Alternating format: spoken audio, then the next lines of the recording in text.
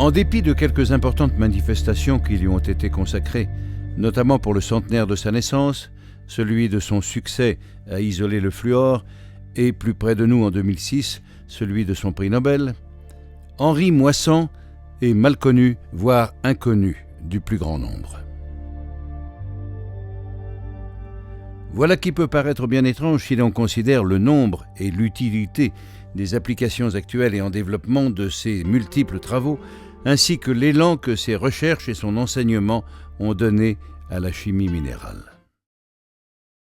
Sa vie commence le 28 septembre 1852, dans les dernières semaines de la Deuxième République, qui va, à la fin de la même année, laisser la place au Second Empire.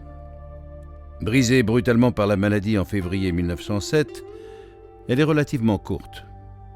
Elle ne s'en déroule pas moins dans une période extrêmement riche pour la France en événements politiques, scientifiques, techniques, littéraires et artistiques. En voici quelques-uns. Moissan naît dans un milieu modeste. Son père est simple employé des chemins de fer de l'Est et sa mère est couturière. Sa famille quitte Paris à la fin de l'année 1855 pour s'installer à Meaux, en Seine-et-Marne, où le jeune Henri va effectuer sa scolarité. Écoutons à présent ce qu'il advint de la suite de ses études.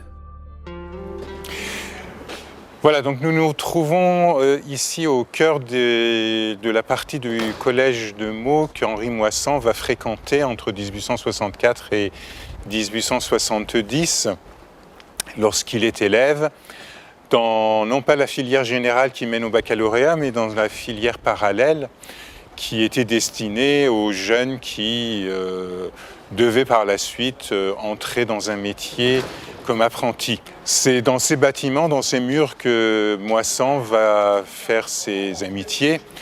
Donc il va fréquenter notamment et nouer une amitié durable avec les frères Plic, qui seront aussi les relais qui vont le mettre en contact avec sa future épouse beaucoup plus tard.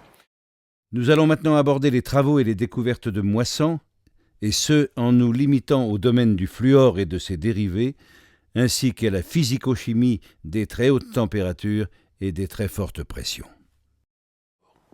Le fluor est un élément chimique qui était déjà connu, mais qui n'avait pas encore été isolé. Pour ces travaux, Moissan a réalisé l'électrolyse du fluorure d'hydrogène à basse température, de façon à ce qu'il soit liquide, en présence de fluorure de potassium, pour rendre la solution conductrice. Il a obtenu, après divers essais, un dégagement gazeux à chacune des électrodes de la cellule d'électrolyse, un dégagement d'hydrogène à l'une des électrodes, un dégagement de fluor à l'autre électrode. Cet isolement s'est produit en juin 1886. Le four électrique était déjà connu depuis plusieurs dizaines d'années.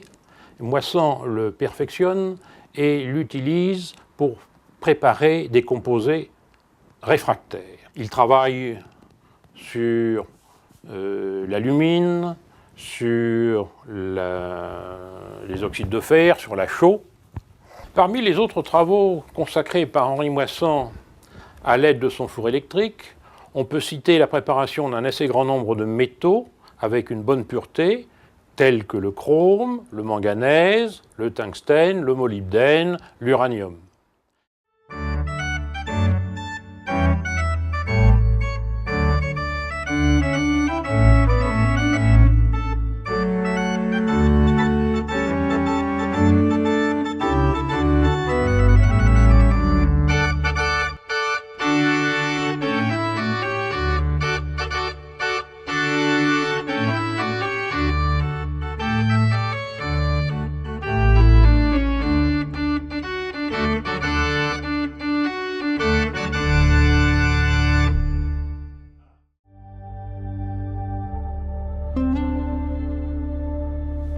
En 1883, Henri Moissan est élu membre de la Société de pharmacie de Paris. Il en sera le président en 1891. Il fut également membre de l'Académie des sciences, ainsi que de l'Académie de médecine, auteur scientifique de premier ordre décrivant ses expérimentations avec une minutie semblable à celle d'un de ses illustres prédécesseurs du XVIIe siècle, Robert Boyle. Il écrivit, outre ses 3 thèses et de très nombreux articles et communications, 3 ouvrages importants. Le four électrique, en 1897, puis le fluor et ses composés, en 1900, enfin le traité de chimie minérale, en 1905. Mais Henri Moissan, nommé professeur de toxicologie en 1887 et très momentanément professeur de chimie minérale de novembre 1899 à juillet 1900 à l'École supérieure de pharmacie de Paris, puis titulaire de la chaire de chimie minérale à la Sorbonne à partir de 1890 jusqu'à son décès en 1907, fut aussi un enseignant hors pair, au dire de plusieurs de ses élèves qui, à leur tour, devinrent de grands savants. Pour preuve, voici un court extrait de l'enregistrement d'un discours prononcé en 1952 par l'un d'eux, Paul Lebeau. Henri Moissan, grand savant, était aussi un professeur remarquable. Son auditoire était captivé par l'élégance de la parole, par la clarté de l'exposition, par le charme avec lequel il contait les anecdotes instructives qu'il y intercalait à propos pour reposer une attention trop longtemps soutenue. Avec lui, la science était toujours aimable. Paul Lebeau poursuivait ainsi. Tout en se conformant avec discipline au programme du jour, il se réservait de faire naître la curiosité scientifique par l'exposé de questions plus élevées qu'il savait rendre accessibles à tous. On peut sans crainte affirmer que Moissan fut un honnête homme, au sens où on l'entendait 2 siècles plus tôt. Dans sa jeunesse, il fut fortement attiré par les humanités au point de taquiner la muse et d'écrire une pièce de théâtre qui faillit être jouée à l'Odéon. Il se constitua une importante collection d'autographes datant des XVIIIe et XIXe siècles et qui est aujourd'hui dispersée. Ce n'était heureusement pas le cas de sa collection d'œuvres d'art, sculptures et surtout tableaux de son temps, qui fut légué à la ville de Meaux par son unique enfant Louis, lui aussi brillant chimiste, qui fut tué au champ d'honneur dès les premiers mois de la Grande Guerre. Le fluor et ses composés ont et auront encore des applications de grande importance dans de nombreux domaines, comme vont l'illustrer des chercheurs œuvrant dans des laboratoires tant publics que privés. Le SHFJ, le service hospitalier Frédéric Joliot, est un centre pionnier. Il a été construit dans la fin des années 50 parce qu'un certain nombre de gens avaient à juste titre pensé qu'on pouvait explorer de façon atraumatique, à l'aide de radioéléments, l'intérieur du corps humain. Le principe de la tomographie par émission de positons, c'est de détecter de façon atraumatique, in vivo, le suivi d'une molécule marquée au préalable par un isotope émetteur de positons à vie brève. Il en existe plusieurs, le carbone 11, mais aussi le fluor 18. Donc le fluor 18, c'est un isotope très proche du fluor 19 qu'a connu M. Moissan. Moissan n'a pas pu connaître le fluor 18, c'est un élément artificiel qui est produit par l'homme, aujourd'hui par des cyclotrons biomédicaux et ceci par des réactions de transmutation nucléaire. Nous avons vu que Moissan fut aussi un précurseur dans le domaine de l'électrométallurgie. Et c'est le carbure de calcium qui a été le premier produit industriel développé dans l'électrométallurgie. Il servait en fait au début pour l'éclairage, puisqu'il génère de l'acétylène comme gaz, qui est un gaz d'éclairage. Les industriels sont devenus un petit peu nombreux sur le marché et ont dû développer d'autres applications du froid électrique, autres que le carbure de calcium. Par exemple, ça a été le ferrochrome, le ferromanganèse, et de fil en aiguille, on en est arrivé jusqu'au ferrosilicium. Cette industrie s'est développée au début dans les vallées alpines, la houille blanche, à cause de la houille blanche, mais s'est ensuite développée également partout dans le monde. Cette industrie a démarré en France, mais maintenant fonctionne dans tous les pays du monde, dû au fait principalement de la disponibilité des matières premières.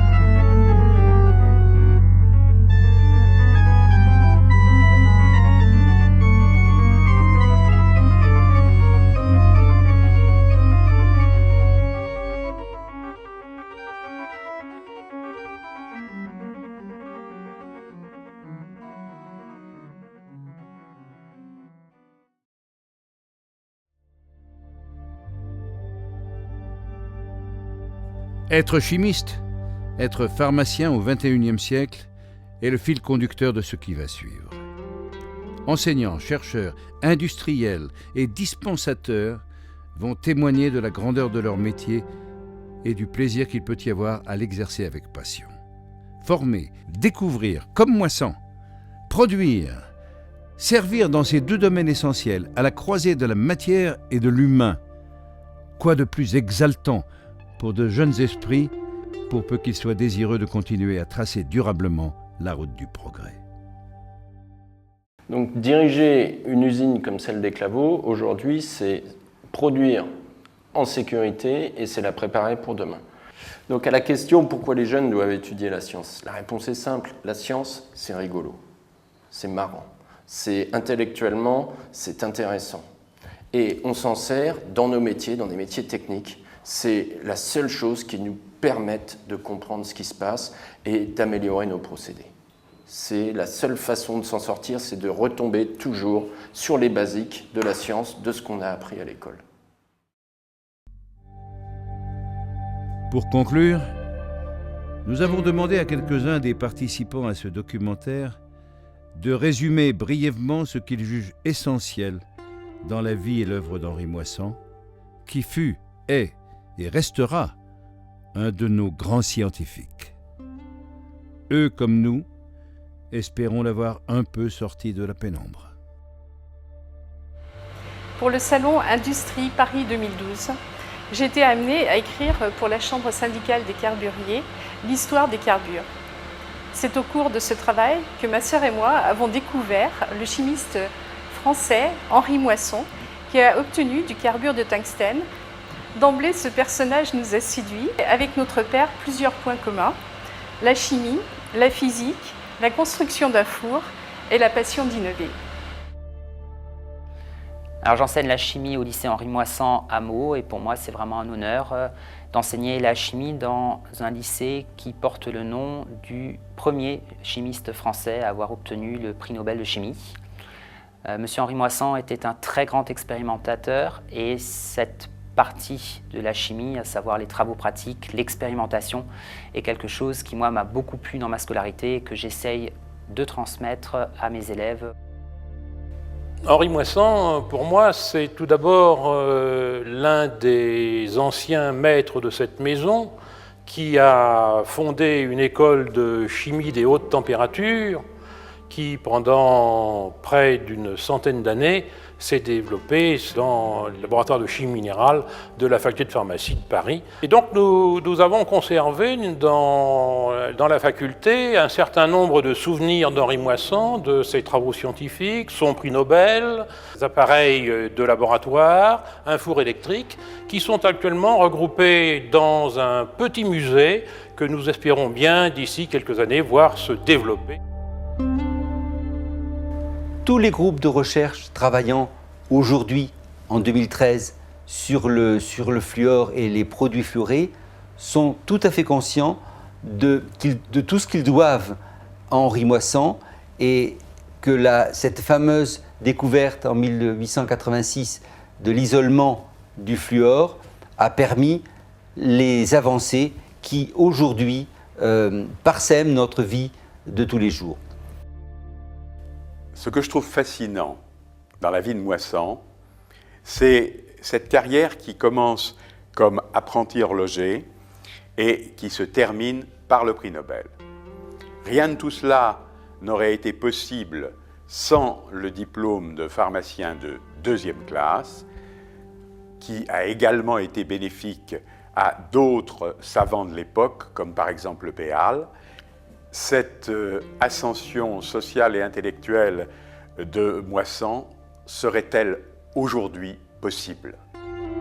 Les travaux d'Henri Moissan, c'est qu'en dépit de l'ancienneté de la découverte d'un certain nombre de composés fluorés, aujourd'hui, parce qu'on les étudie sous des formes nouvelles, par exemple la fluorine sous forme d'une céramique transparente et non plus d'un cristal, ces travaux gardent une actualité tout à fait impressionnantes et sont au cœur de nos recherches d'aujourd'hui.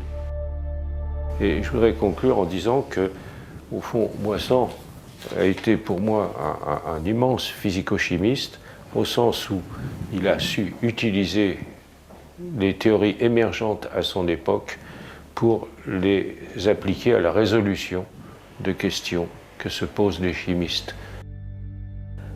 Le prix Henri Moissan fut décidé en 1986 à l'occasion d'un symposium international sur le fluor qui se tenait à Paris et qui, d'une certaine manière, célébrait la découverte du fluor, l'isolement pour la première fois du fluor par Henri Moissan en juin 1886.